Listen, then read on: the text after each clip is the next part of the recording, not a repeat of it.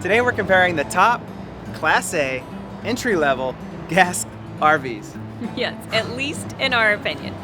This type of RV is perfect for a young family, The weekend warrior. or just anyone on a budget. Now there's a lot that's different and the same about most of these coaches, but we've chosen our top 3. Yep. Favorite and least favorite features on each coach. And we're finishing off with a thumbs up or down rating system. Should be fun.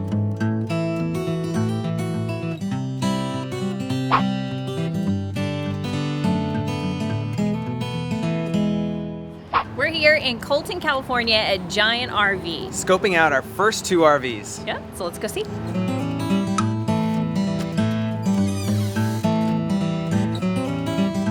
So the Ace is actually the largest RV in this Smackdown. Yep, and our 3 favorite features are, first being the table and L-shaped sofa. It's nice and big, it can seat 3 or 4 people, no problem. And as I'm sitting here, I actually get a nice view right out the front window. I also love this nice solid pull-out pantry. I can actually get to canned items, boxed cereal, whatever it may be, and it slides back in nice and smooth. So I like this table because it works as maybe an extra workstation if you have a laptop. It also works perfect for coffee in the morning if you have a really nice view out the front window. And the best part is it's removable, so it's not in your way when you're driving down the road. And our least favorite features start in the cockpit with these plastic visors. I'm not a big fan of them because I don't feel like they work very well and they don't block any side light while you're driving down the road. So that's kind of a bummer. And of course these curtains, as you know, are my epitome of curtains. Like dusty, they hold the dust, they're plastic, they break, they come off the rail. I'm just really not a big fan of these curtains. Well, I am not in love with all of the plastic in the shower and the sinks. Most RV showers are actually plastic, but this one is actually 2 separate plastic pieces instead of just the one molded piece, which makes me nervous about leaks later on down the road.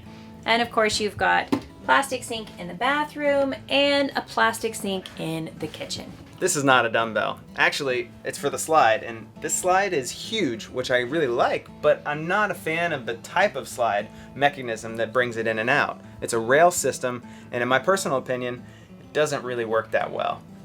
But to remedy the issue, they give you this cool thing. It's called a slide lock. You stick it up against the ceiling, or actually the wall, you bring in the slide, and you lock it in, so that way when you're driving down the road, your slide doesn't fall out. Overall, our 3 favorite features of this coach were the pull-out pantry, the dinette area L-shaped sofa, and the removable table.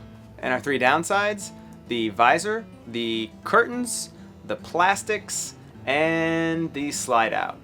Yeah, so overall we give this coach 2 thumbs up.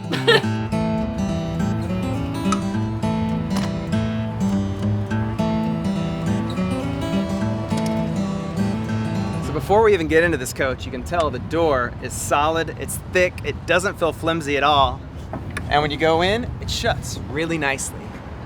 I really like the way that this chair feels. You just feel nice and snug in here. It's very comfortable and it swivels around. So depending on where you're hanging out, who you're chit-chatting with, you can join in on the conversation. Another one of my favorites is the MCD shades. They're solid, they actually work well, and they seem to be better than some of the other brands out there. Moving on to our dislikes. My first is the sink fixtures. They're all plastic.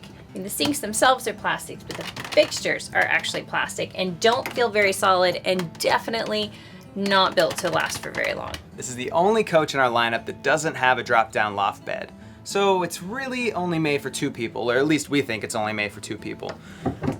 If you have someone drop by and you want them to stay, your only option for sleeping is this thing. And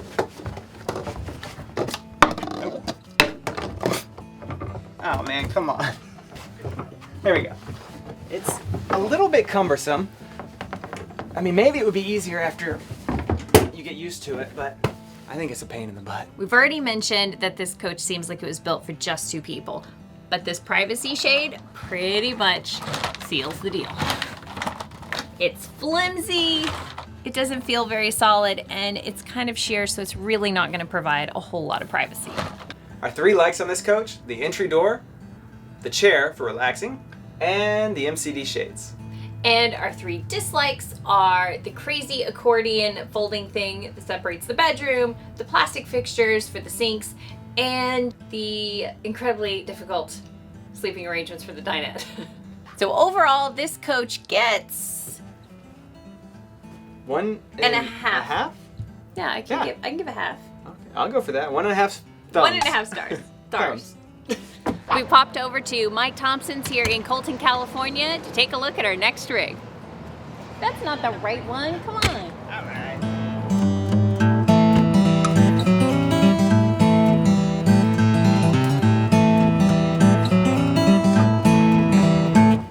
Jumping into our likes, starting with the floor. First of all, there is no step up in a gas coach, front engine. That's actually pretty cool. It's this lovely faux wood floor, but it looks really nice in here, and it's the entire coach, so there is no carpet. So one of the things I really like about this coach is the cabinets. They look really clean, they're nice, the handles, the handle pull thingies are really cool, contemporary, and dual purpose here behind the TV. They put a giant bin, which is a nice use of space. This is the smallest coach in our lineup, but has a big spacious feel, and it's because of the 2 slides. One in the living area and one in the bedroom, which also allows for a king-size bed. Which brings us to the downsides. The king-size bed's great, but has a giant fold in the middle, which could be uncomfortable. Another downside is the slide has to be out to sleep, so that's not great for parking lot stays or stealth camping. One thing that makes me a little nervous is the drop-down bed. It's on magnets, which feel pretty strong, but you never know, you hit a bump hard enough and it might let loose. Probably won't come crashing down on your head, but it would definitely startle me if I was driving. Because there's no step up in the front, they've rounded the ceilings, which means there's less insulation in the center part of the roof. It's nice for headroom, but as you get closer to the edges, it does get a little lower, so it's fine for a short guy like me, but if you're 6 feet, it may pose a problem. To wrap it all up, starting with our faves, were the no step up in the driver's area, the floors, the contemporary cabinetry, and the 2 spacious slides. And the downsides, the magnetized drop-down loft bed, the rounded ceilings, and the king-size bed that folds in the middle, along with a slide that has to be out to use the bed. Overall, we give this coach... I think it's pretty. I like a lot of it, but I dislike a few important things, so... 3 thumbs. One of the downsides of shopping for an RV is the fact that your favorite motorhomes and floor plans may not be in the same place. So we've driven all the way to Alvarado, Texas to Ancira RV for this next coach. And it's not sunny like California. No.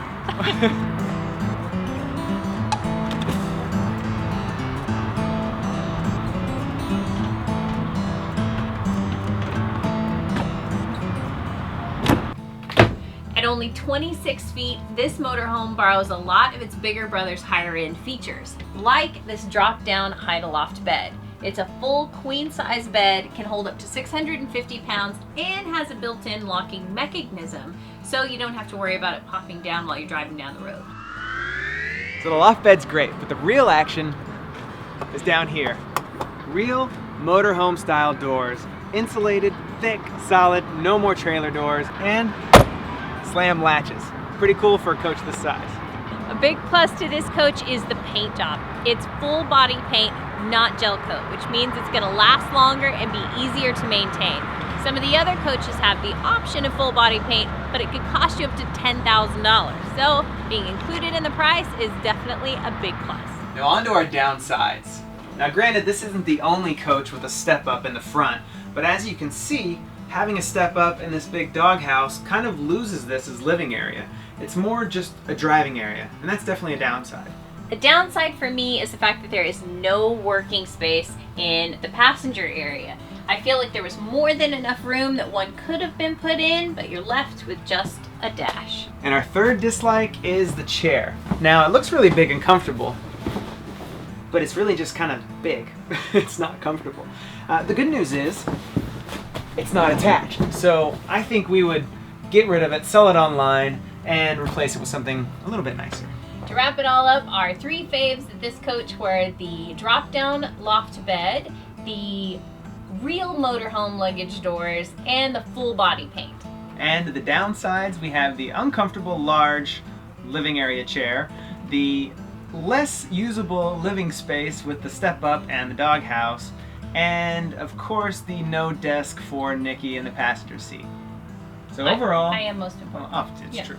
So overall, we give this coach, is that 1 1/4? Yeah, we can get quarters, All right. Not quite. I'll go for that. How about 1 3/4 for me? Okay, so that's total of 1, 1, 3, math, 3. 3 Three. thumbs up. 3 thumbs up. So after traveling all over the Southwest, taking endless quality control notes and opening doors, we've come to the conclusion that the Flair and the FR3 are our top contenders in the affordable Class A gas motorhome category. But that's just our opinions and what works for us. Which one would you choose? Leave your thoughts and your comments below. And we hope to see you on the road. See ya! Hey, Going where this you way. I'm going this way too.